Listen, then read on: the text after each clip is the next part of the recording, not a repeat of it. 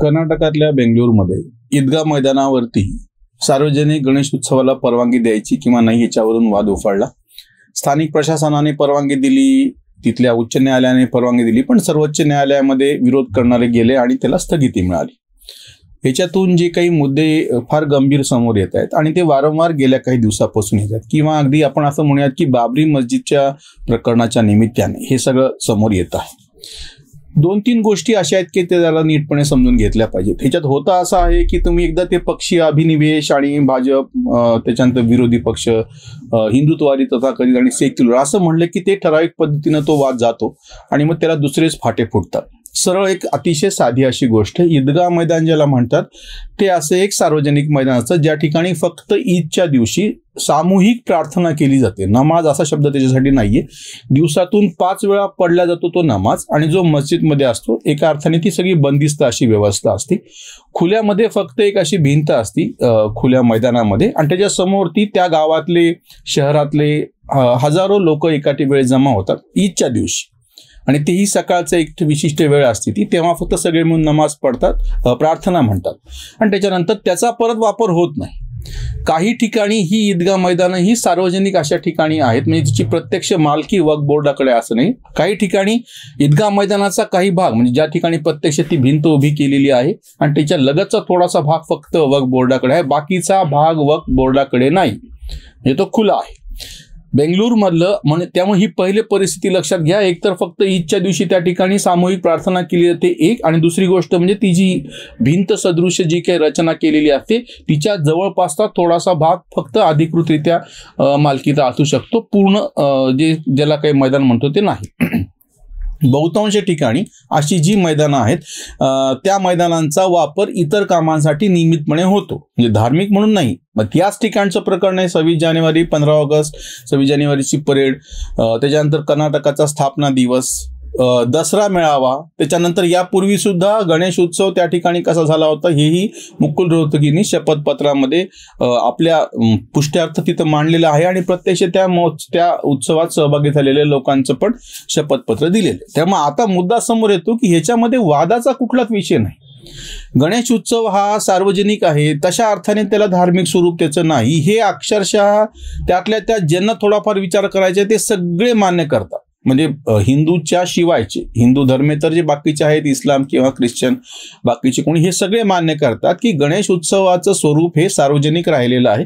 लोकमान्य टिळकांनी तो ज्या पद्धतीनं वाढवला तेव्हा त्याच्यातून जो संदेश द्यायचा होता तेव्हाच्या राजकीय लढ्याचा एक भाग म्हणून तो होता, आणि आताही सार्वजनिकरित्या तो वापरला जातो.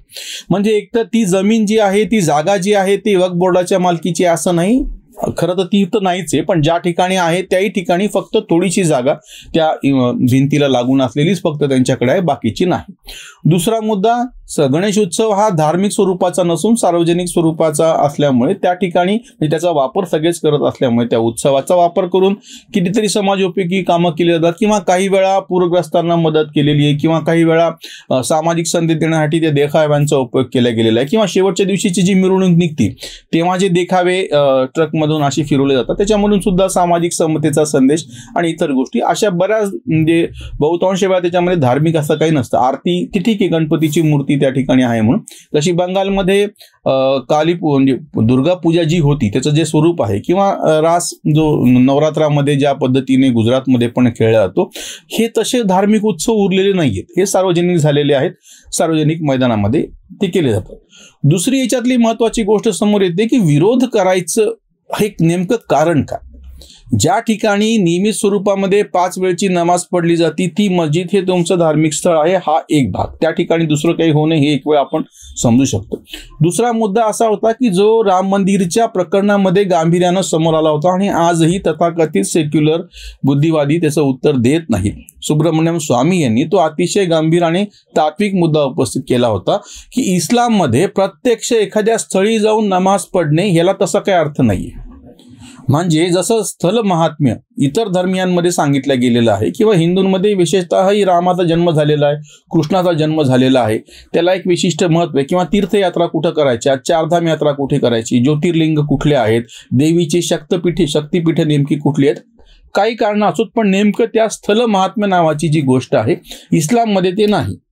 तिसरी महत्वाची गोष्ट म्हणजे इस्लाम हा निर्गुणाची पूजा करत असल्यामुळे समोर काही पाहिजे असं नाही. निर्गुण निराकार परमेश्वराची आराधना कुठेही करता येऊ शकते, प्रार्थना कुठेही म्हणता येऊ शकते. त्यामुळे विशिष्ट जागीच ती करायला पाहिजे असं नाही. आणि त्या जागी म्हणजे ज्या ठिकाणी आता हे ईदगाह मैदान त्या ठिकाणी ईदच्या दिवशी सामूहिक प्रार्थना केली जाते, त्याला कोणीच कशाच पद्धतीनं बंधन घातलेलं नाही. म्हणजे असं झालेलं नाहीये, तुमच्या अधिकारावरती हनन केलेलं नाहीये, तो कोणी अधिकार काढून घेतलेला नाहीये, त्याच्यावरती कोणी शंका उपस्थित केलेल्या नाहीयेत. अशा वेळी तुम्ही 10 दिवसापुरता हा गणपती उत्सव आहे, 10 दिवसाच्या नंतर त्या ठिकाणी म्हणजे अफवा काय पसरवली की त्या ठिकाणी शिवलिंग स्थापन करून ते नेहमीसाठीच कसं ठेवणार, असं कधीच कुठं घडलेलं नाहीये. 100 वर्षापेक्षा जास्त, 125 वर्षापेक्षा जास्त हा सार्वजनिक गणेश उत्सवाचा जो काही समजा जी परंपरा चालू असलेली, त्याच्यामध्ये कुठेही कायमस्वरूपी त्या ठिकाणी एखादं काही तुम्ही मंदिरच उभा करून ठेवलं असं होत नाही. सार्वजनिक गणेश उत्सव हा तात्पुरत्या स्वरूपातल्या उभा राहणाऱ्या एखाद्या ज्या ती रचना असती नंतर ती काढून घेतल्या जाते. मग हा आरोप कशासाठी केला गेला? आणि दुसरी गोष्ट म्हणजे ती जागा सार्वजनिक आहे. महत्वाची गोष्ट म्हणजे जेव्हा सर्वोच्च न्यायालयामध्ये सुद्धा मुस्लिम पक्षकारांना असं विचारण्यात आलं की तुमच्या जागेवरच्या मालकीचे पुरावे द्या, कागदपत्र द्या. तुम्ही त्या ठिकाणी ती जी वास्तू आहे म्हणता, जी भिंत उभी आहे त्याच्या परिसरापुरतं तुम्ही एखाद्या वेळेस म्हणू शकता, त्याच्या काही भागापुरतं, कारण की प्रत्यक्ष ती आहे. जरी कागद नसले तरी ती वास्तू उभी आहे, ती समोर दिसती आहे, कागदोपत्री पुरावे नसले तरी आपण एक वेळ मान्य करू. पण त्याचा अर्थ असा होत नाही की बाकीचा सगळा त्याच्यामध्ये तिच्या आजूबाजूचा पण जागा येऊ शकते. तिसरा जो महत्वाचा मुद्दा या निमित्ताने वारंवार समोर येतोय की जेव्हा असे विषय समोर येतात तेव्हा सगळे पुरोगामी, सगळे गंगा जमनी तहजीबवाले तोंड तिकडे फिरवतात आणि गायब होतात. ह्याच्या नेमकं उलट म्हणजे हिंदूंवरती जेव्हा ही वेळ येते तेव्हा तुम्ही कशा पद्धतीनं, ते तुमचे भाऊ आहेत, ते अल्पसंख्याक आहेत, त्यांच्यासाठी तुम्ही कसा त्याग केला पाहिजे आणि त्यांच्यासाठी तुम्ही मस्जिदीच्या समोरून जाताना, दर्ग्याच्या समोरून जाताना वाद्य कसे नाही वाजवले पाहिजे, बाकी सगळं तत्वज्ञान शिकवतात. आता असं कोणी ह्या सगळ्या कट्टरपंथी मुस्लिमांना का सांगत नाही की जी जागा प्रत्यक्ष तुमची नाही, ज्या परिसरामध्ये तुमची ती ईदगाहची जी भिंत उभी आहे, धार्मिक ज्याला आपण इमारत म्हणतो, त्याच्या भोवती काही फेन्सिंग किंवा बॅरिकेटिंग म्हणतात त्याला, ते करून तुम्ही बाकीची जागा इतरांना वापरासाठी त्याच्यामध्ये, बरं ती एरवीही वापरल्या गेलेली आहे सुद्धा, म्हणजे असं नाही आता मागच्या वर्षीच वापरली गेली का तर नाही, कारण की कोरोनाच्या काळामध्ये सार्वजनिक गणेश उत्सव फार मोठ्या प्रमाणात कुठे साजरे झाले नाही, यापूर्वी पण झालेला आहे. मग हे कोणीही गंगा जमनी तहजीबवाले समोर येऊन असं का सांगत नाहीत? जे शहाणपण, जे इंजेक्शन तत्वज्ञानाचं यांना इकडं टोचायचं असतं ते इंजेक्शन तिकडं का नाही टोचल्या जात? आता हे सगळे गायब का होतात? किंवा दुसरं उदाहरण आत्ताच घडलेलं झारखंड मधलं आहे की जेव्हा दलित आणि मुस्लिम अशा पद्धतीचं लव जिहादचं प्रकरण पुढे आलं, कारण की मुलगा दलित आहे आणि मुलगी मुसलमान आहे असं म्हटल्याच्या नंतर त्या मुलाची क्रूरपणे हत्या करण्यात आली. त्या मुलीनं बिचारीनं आत्महत्या करून घेतली. त्या सगळ्या दलित कुटुंबांना गावातून हाकलून देण्यात आलं. दलित आणि मुस्लिम नुसते इकडे म्हणताना जय भीम जय भीम म्हणायचं, प्रत्यक्षामध्ये जय भीमनी जय भीमवरती अत्याचार केले, सगळे पुरोगामी गायब आहेत. झारखंड मधल्या या घटनेबद्दल बोलायला कोणी तयार नाही. तिथं काही भाजपाचं राज्य नाही, तथाकथित सो कॉल्ड पुरोगामी राज्य आहे त्या ठिकाणी आणि काँग्रेसचा त्याला पाठिंबा आहे किंवा ते सरकारमध्ये स्वतः सामील आहेत. म्हणजे हे जे प्रकरण समोर आलं, कर्नाटकातलं एक प्रकरण आहे आणि झारखंड मधलं प्रकरण समोर आहे. गंगा जमनी तहजीब म्हणत असताना दुःखामध्ये जेव्हा की तुम्हाला अल्पसंख्याकांवरती अन्याय होतो, अत्याचार होतो, तेव्हा तुम्ही उसळून वरती येता, समोर येता, हाथरसमध्ये धाव घेता. हे याच्या पूर्वी पण आम्ही व्हिडिओ केलेत आणि सगळ्यांनी ते प्रश्न विचारलेत. आता राहुल गांधी, प्रियंका गायब कुठे आहेत? झारखंड मधली जी घटना घडली, यापूर्वी अशाच राजस्थानमध्ये सुद्धा गोष्ट घडलेली होती. ह्या प्रत्येक वेळी हे गायब कसे होतात? आणि तेच नेमकं उलट भाजप शासित राज्यात काही झालं. साधं हिजाबचं एक प्रकरण काहीच कारण नसताना ह्याच कर्नाटकामध्ये भडकवण्यात आलं. त्याच्या एखाद्या त्या हिंदू पोराची आत्महत्या सुद्धा झाली, त्याची हत्या पण करण्यात आली. म्हणजे ही जी गंगा जमनी तहजीबचा जो ढोंगीपणा आहे तो ह्या कर्नाटकाच्या प्रकरणात समोर आला आणि झारखंड मधल्या प्रकरणात समोर आला. कर्नाटकातल्या प्रकरणाच्या बाबतीमध्ये सर्वसामान्य भारतीयांची, मी त्याला हिंदूही म्हणत नाही, जी भावना आहे ती लक्षात घ्यायला पाहिजे. आणि उत्सव हा, गणेश उत्सव हा धार्मिक स्वरूपाचा नसून सार्वजनिक स्वरूपाचा आहे. त्याच्यावरची ही उसंत वाणी. ईदगाह मैदान झाले रणक्षेत्र हिंदू द्वेष सूत्र बेंगलोरी. ईद पुरतीजी नमाजाची जागा मालकीचा धागा जुळे कैसा. सरकारी जागा म्हणती आपुली बुद्धीही व्यापली पुरोगामी. खुल्या मैदानात नको गणपती भावना दुखती इस्लामच्या. रस्त्यावर भले पडती नमाज विरोधाचा माज हिंदूंसाठी. गंगा जमनी ही संस्कृती अजब लिब्रांडू गजब तर्क करी. कांत एकतर्फी भाषाजी बनली.